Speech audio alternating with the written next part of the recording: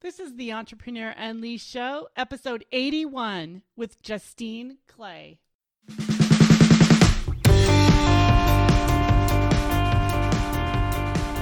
Hi, I'm Patty Keating, and I believe entrepreneurs are the future of the world.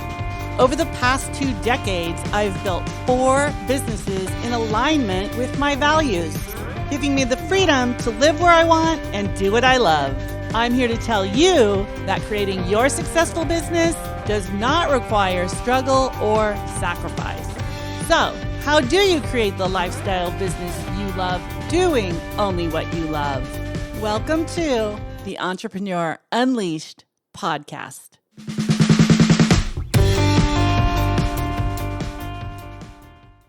I am really excited today to bring you Justine Clay.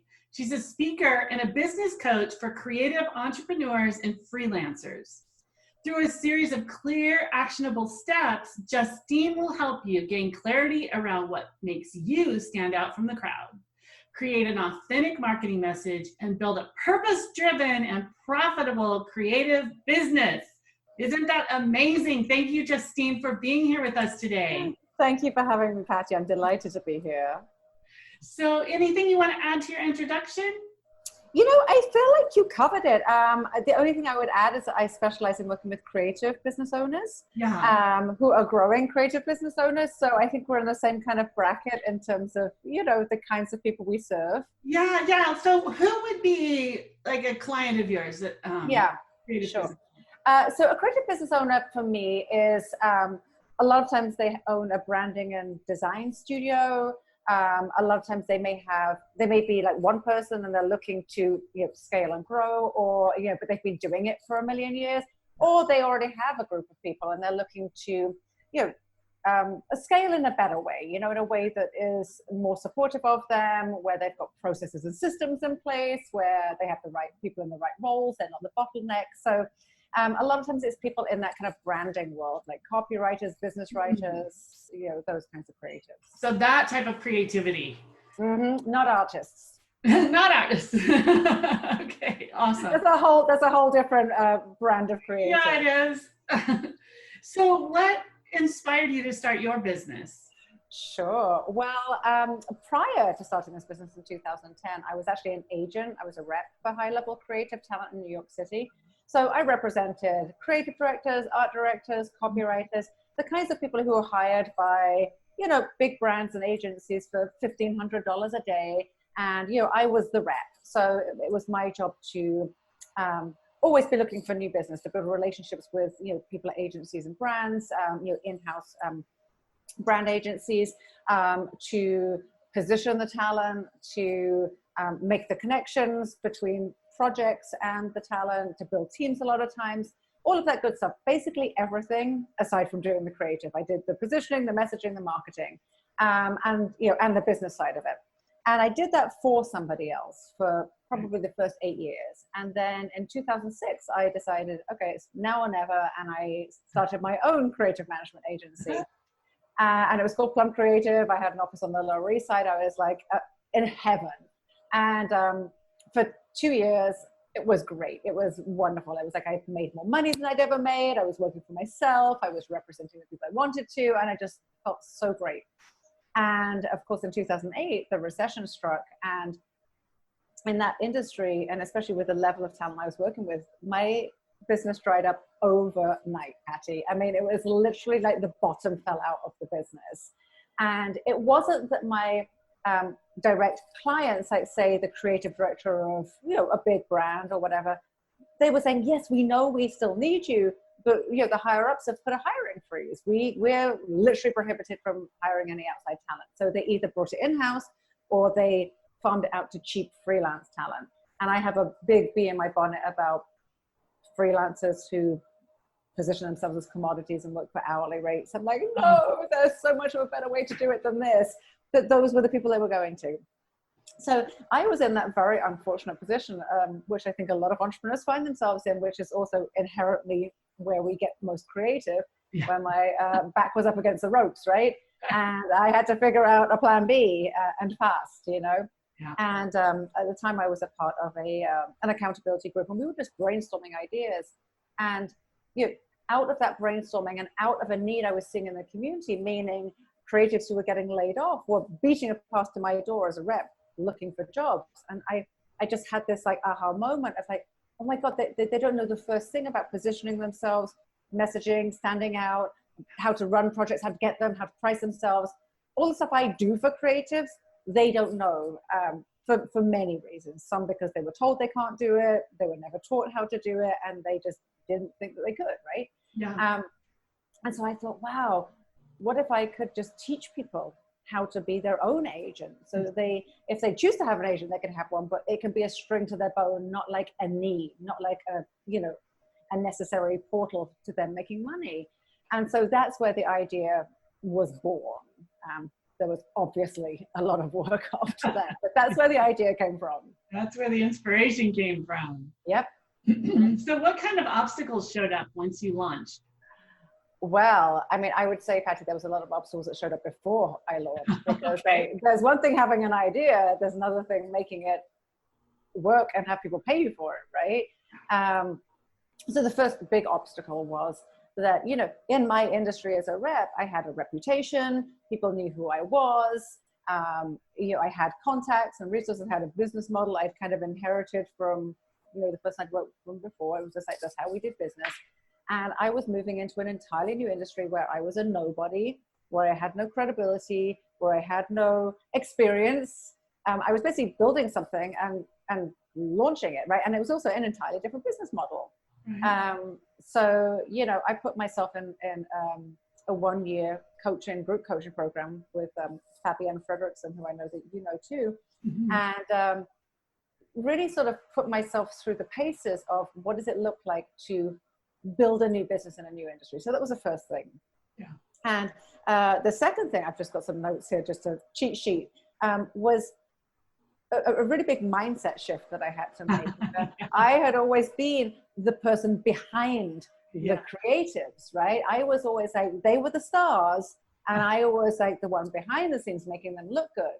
And I had to go from that to like, being the face of my brand, being the personality of my brand, having a point of view and opinions that may piss some people off, right? Yeah.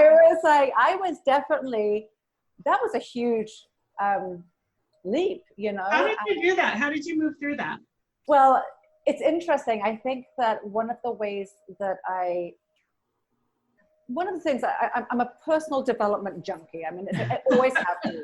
So like, give me a problem and I'll just like, I'll go inward and I'll get all the books and I'll listen to all the CDs and I'll do it all.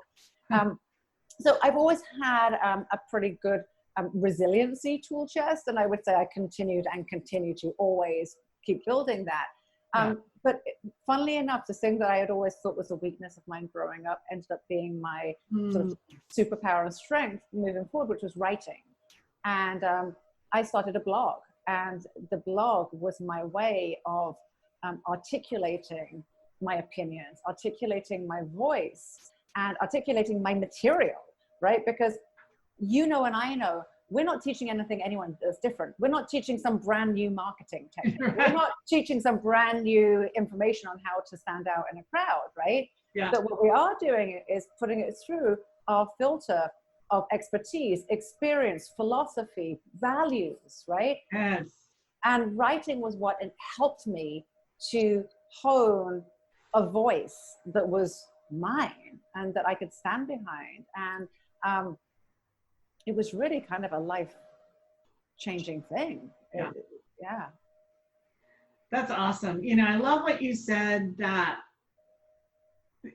writing became your superpower, something that you felt like was a weakness or a challenge before. Yeah. Sometimes our limiting beliefs, I do this work with clients, and they see that their limiting belief is actually a direct opposite of their superpower. It's actually keeping them. When we peel it back, it's like, oh, actually, that's my greatness, and it blows their mind. Yeah, and it's also your way of healing that, whatever that wound or limiting is as well, right? So but it takes some guts to go there. What lessons would you say you learned from the challenges that you went through? Oh, Hattie, what lessons did I not learn through the challenges that I went through? Well, I would say the first thing is to, and this is an ongoing thing, is to trust my voice, to trust my own capacity, to trust my ability to make mistakes and learn from them, to fail. Yes.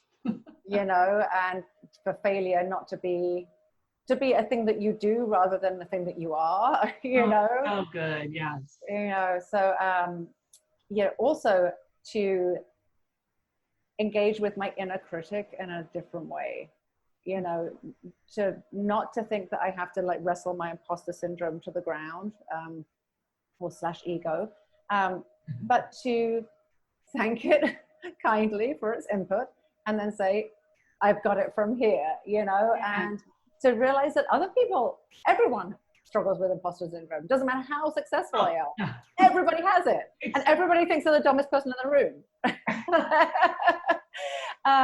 But, you know, another thing, you know, some of the things I really, in these tool chests, you know, I realized that, you know, one of my values is community. And this has appeared as you know, my values were born from the work I do. They weren't the thing that drove it initially.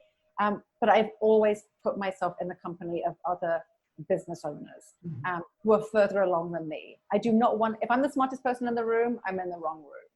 And, you know, so being okay with being uncomfortable, feeling like I'm the dumbest person in the room a lot of times is a part of my growth. And when I do that, I can help my clients do that. What I do for myself, I can help them do. You know, but if I'm not willing to be uncomfortable, how can I ask them to be? Exactly. It's so true. Everything we do, you know, that's what we teach. Yeah. Well, what's it they say? You teach what you most need to learn, right? So tell us about your current business. What are you passionate about right now? So I am passionate about a few things. And I don't know if you feel this way, but I feel like my business is a direct reflection of who I am and who I am becoming as a person, as well as who my clients are and who they are becoming. And so I have this really strong belief that like, if we build the right business, it can be a vehicle for our self-actualization. Yeah. And that's what it is for me. And so the things that are really important to me right now are purpose and joy. I was lucky enough to find my purpose, but I didn't find my purpose until I built this business, really. Everything that came up until this point was a stepping stone to it, but I was not one of those people who was just like, I know what I'm for. It revealed itself to me very slowly, but I knew it when I saw it, you know? And so I feel so blessed to have a business that is really me living my purpose. And so to help other people build a creative business, so like their creativity is who they are. If I can help them connect the creativity, the purpose, and the profit, then my work is done. Yeah. Right. So that I'm always very passionate about, but I feel like the whole purpose piece is coming so into focus because I know that when I write about it, that's what people really connect with. You know, even more so than when I give them, you know, really tangible steps and things they can do, you know, they like that too, but this thing really seems to strike a nerve with people.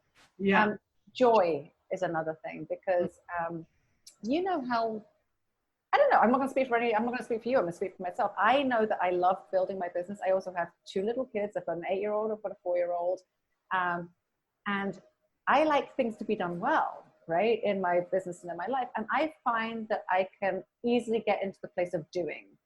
I can easily get into a place of working and learning and always striving. And what I realize is like joy, like this is it. This is it. There's not the end point. Like there is no like medal at the end of this race. This is the thing, right? So how do I find joy in these moments? And they can be small things, right? Like I think a lot of times we think that even in business, I need a block of 4 hours to be able to think about things. No, you don't. If you've got 15 minutes, apply yourself for 15 minutes and see where it takes you, right? And I think the same thing with joy. So joy and purpose are really something I'm very focused on right now, especially with what's going on in the world. Like, you know, it's heavy right now, and we have to be able to access our joy as well as our resiliency. Otherwise, like, it's just too damn hard. Yeah.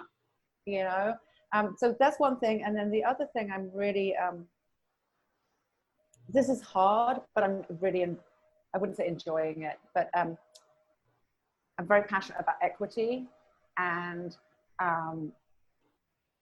being in a place where I can have tough conversations with people who don't agree with me, in a way where I can embrace a nuance in both of us. I can embrace the positive and the negative in both of us, and to find compassion for both of us in that space. You know, I feel like in the past I may have, because of the privilege I enjoy, been able to tune out what doesn't really make me feel so great, because that's a privilege I've had. And, you know, now I feel very strongly, and particularly now, that we all have to take responsibility for everybody, including the people who we vehemently disagree with. And how do we hold that, like, those two competing things in our mind at the same time, you know, loving someone and disagreeing with them. Yeah, exactly. You know, that is hard. That is hard to have the capacity to remember to appreciate the human being across from you, while maybe completely disagreeing with every belief they have. Absolutely. And yet they are human. Exactly. Or also, I mean, Patty, you may feel this about your clients too, but also we learn and we're at different places, right? So you and I might be like, just do it. I've told you how to do it. Just do it. And like, and we're like throwing up our hands because, like, why can't they just do it? But, you know, even in these instances, to have compassion for the person where they're at, and how can we meet them there and say, okay, they can't just do it. Yeah. And there's no judgment as to why. What can I do to support the forward motion, right? Yeah. Like, together. Yeah. So it's such an interesting thing to take ourselves out of that, for me personally, to take ourselves out of that place of like judgment or lack of compassion, or just, you know, having a narrower view of how things are or should be. So I'm not saying having fun with it. It's not a particularly like easy process, but I think it's really, there's a lot of growth in it. Yeah, I think so too. I agree. So what's your vision for the next 5 years? Tell us about that. Well, you know, I've realized a long time ago that there's 3 ways I connect with people, through my coaching, through my speaking, and through my writing. And those are my zones of genius, and they're where I want to stay. I have deliberately, and there's been a few missteps along the way with this, or not missteps, but maybe missteps. I've gone in maybe different directions, and we can get to that later. But I deliberately built a business that is high touch, right? Because I love getting into it with clients. So I'm very selective about the kinds of clients I work with, because I love being in it with them. And even in my group programs, there's only like 12 people in there or so. So they're still intimate, and it's a very specific type of person in there. So I know that I can, they can support each other too, right? They're coming from similar places. So that is, so to continue coaching in that way, and to keep, you know, mastering my craft so that I can serve those people better. But with the writing and the speaking, is that to me is a great way for me to process, because to me, I feel like I'm just like I'm always absorbing new things. So whatever I'm like, so like we're talking about the equity piece, right? I know that that's going to show up in my business and in my writing and in my speaking somewhere down the line. I don't know how, but it's going to be a part of it, because it's something I feel very strongly about. So yeah, I see myself continuing to do that inner reflective work that we all, you know, probably should be doing, you know, consistently, right, throughout our lives. And you know, that being put forth through my writing and through my coaching and through my speaking. So more speaking, more writing, and more coaching of more self-expression. That's my core value. yeah, absolutely. Yeah, I mean, being you, right? You know, the creativity that we were all, or the gifts that we were. I believe that everyone was born with a unique gift. Yes. And, you know, you're here. You were put on this earth to share that gift. That's your purpose. Yes. And that's how we create positive impact in the world. So I Yes. want more of that. And that's a dynamic, evolving thing, right? Yep. I love it. All right, let's talk about your growth. What's the best advice you've ever received? I would say this came to me pretty recently, actually. Now, you know how, especially in our industry, and I'd say in any industry, there's a sort of a prescribed path, right? Right. Or so we see, so we think. Uh-huh. First, you're going to do this, then you're going to do this, and then you're going to buy this online course. It's going to help you do that, and then you're going to do this. And the best advice I received, because I started to feel like, this isn't kind of aligning with what I know I'm good at and where I want to be in the business. So the best advice I got was build the business that supports the life that you want to have, and don't listen to what everyone else tells us the next thing. So if everyone says an online course is the next thing, if it's not for you, don't build an online course. It's okay, right? And if you do want to build an online course, great, do that too. Nothing wrong with it, but do what's right for you. So there's an awesome book by Paul Jarvis, which is called, I think it's called Company of One. And in it, he puts forth a really awesome case for instead of building a more profitable business rather than only thinking of scaling.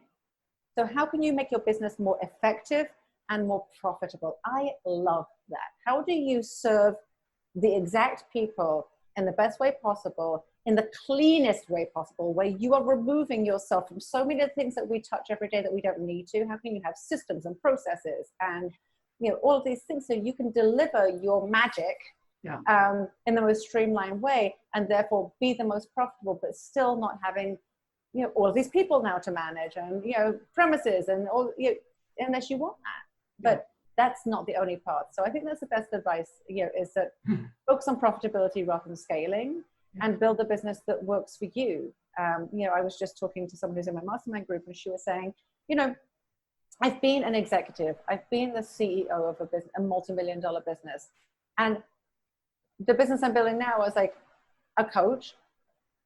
I'm making now what I made as this executive, and I had a whole heap more headaches. And, you can build a business that makes you $150,000, $200,000 a year. That's just you and a virtual assistant, and you can be as happy as a clam. Oh yeah, absolutely. It doesn't have to be the 500 whatever plus with all of the people that you're now managing, unless that's what you want. And then if it is, that's cool too. You can do either. Yeah. So what personal growth, we talked about this a little bit, but what would you say, what comes to mind when I just ask, what personal growth have you experienced as a result of this journey? Right. So I would say for sure overcoming or dealing better with my imposter syndrome, for sure. Mm-hmm. Trusting and owning my voice, absolutely. As a writer, right? Saying I am a writer, like that is something that was hard, right? Because you always think, well, I'm not a published author or whatever. No, I'm a writer. I've been writing for 10 years, right? Consistently. I would say another big one was overcoming a limiting money story, and changing that money story and money reality. Like that was a really big one. Mm-hmm. Overcoming. I don't know if you know much about the Enneagram. Oh yeah, we use it in my entrepreneur code assessment. Yeah. So I'm a big fan of that. So I'm a 2 with a good side of 3. The 2 is a helper, right? The 3 is like the very goal-oriented, action. Achiever, yeah, exactly. And, but I think that in my younger days, I was definitely more of the 2. And, some of the ways that manifested in my personal life was like dating every like hot mess, that was out there, because I could fix them. And I overcame that and, met and married my, perfect person. We're going to have our 10-year anniversary this year. Congratulations. Thank you. So there's been a whole heap of, identifying what my priorities are, what my values are, and holding myself and others to that standard. And if they didn't meet that standard, that's cool. Yeah. But then not for me, right? So just a lot of clarity around being able to say no. Yes. When we know what our priorities are, is just say, does this align with my priorities or does it not? Not stretching myself, all kinds of thin. Yeah. So, there's been a lot, and there will be a lot. So let's talk about tools and resources. What kind of gadgets or tools do you use to make life easier? Okay, so my number one favorite thing is the morning pages, which is a journaling practice from the Artist's Way. I've been doing it probably for a couple of years now, and it's been life-changing. I was never a journaler. Even when I was a kid, I thought, and I'm British. I mean, I think I just thought of it as just unnecessary navel gazing. That seems like sort of really self-indulgent to me. But it's been just such a transformative process. And I've realized through it that I really do process through writing. Yeah. Professionally and personally. So, that's been really huge. Wow. The bullet journal is something that I use too. I find that really helpful. Again, I think it's because I have to strip things down, but also write them down. Yeah. Again, if I write it down, I do it. Yeah. And I have to prioritize because I got to just put it in a little place. And then the other one is Notion. I use Notion, which is a software. Oh, you have your bullet journal right there too. Yes. I knew we were kindred spirits. Here is mine. Artist's Way is right over there. Oh, how great. I love it. Yeah, it's, and I read a whole ton of personal development books, business books, and I just take what works. I used to think I had to do the whole thing, and now I'm just I pick what works and I do my own little hybrids. Yes. I love that. Yeah, and the Notion software I use as well, which I really like. Awesome. We'll put those links in the show notes, you guys. So if you want to check out what she's talking about, there'll be links right there.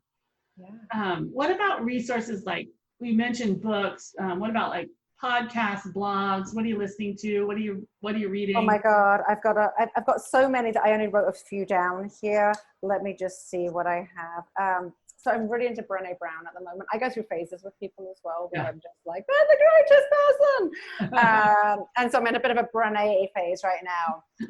A lot of that is because I read Dare to Lead, which is awesome for a business book, right? Yeah.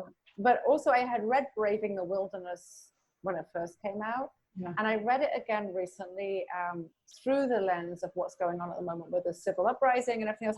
And I received what she had to offer in such a different new way. It's almost like when like Maya Angelou says, when you know better, you do better, right? It's just it's almost like you have this different understanding and knowledge. Yeah. I'm doing a lot of reading around, anti-racism, how to be an anti-racist. I'm reading that right now, and I'm listening to a lot of resources around that too. Unlocking Us is an awesome podcast by Brené Brown too, which I love because I feel like she just straddles the whole business. The professional and personal development are so intertwined with her too that the guest she had a really great guy who wrote a book about the Enneagram, and it was like Enneagram, your spiritual path or something. And that was awesome. I love Creative Mornings, which is a community where they do live events, and which are now, of course, online. But they have these fabulous guests. They have this great newsletter with all of these resources. I love that. And one of my go-tos is Mindset by Carol Dweck, which is all about how to achieve and maintain a growth mindset. Those are just a few great resources for people. Really great. Good. All right, looking back, if you were to do it all over again, what would you tell your younger self? Oh my God, I would say trust your voice. I'm looking at my notes here. Be okay with failure. Yeah. It's not a reflection on who you are. It's actually a positive reflection on who you are. Yeah. That there is light and dark within all of us. Embrace both of them in ourselves and in other people. It's like you cannot move forward until you look at the dark stuff. You can't help someone through theirs without doing it. So, to have compassion and forgiveness for ourselves first, because without that, we cannot have compassion for other people. And so I would say all of those things. And also the last thing is you can't get it wrong because you never get it done. So stop sweating all these like little missteps. Yeah. Recover fast and keep moving. Yeah, you've got so many wisdom drops in there. I love what you said earlier. Failure is something we do. It's not something we are. Yeah. That's great.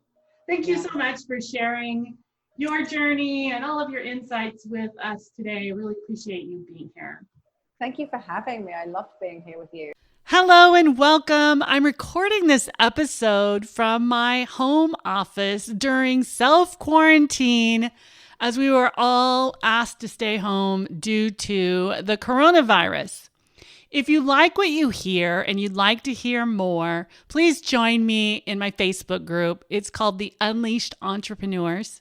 You can search that on Facebook. Come on over. It's a community of thriving entrepreneurs making a difference in the world, doing what they love, and changing lives. Hope to see you there. Enjoy the show.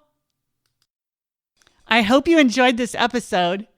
Have you ever wondered what you could do to make your own business and grow it online? Head on over to pattykeating.com and take the entrepreneur code.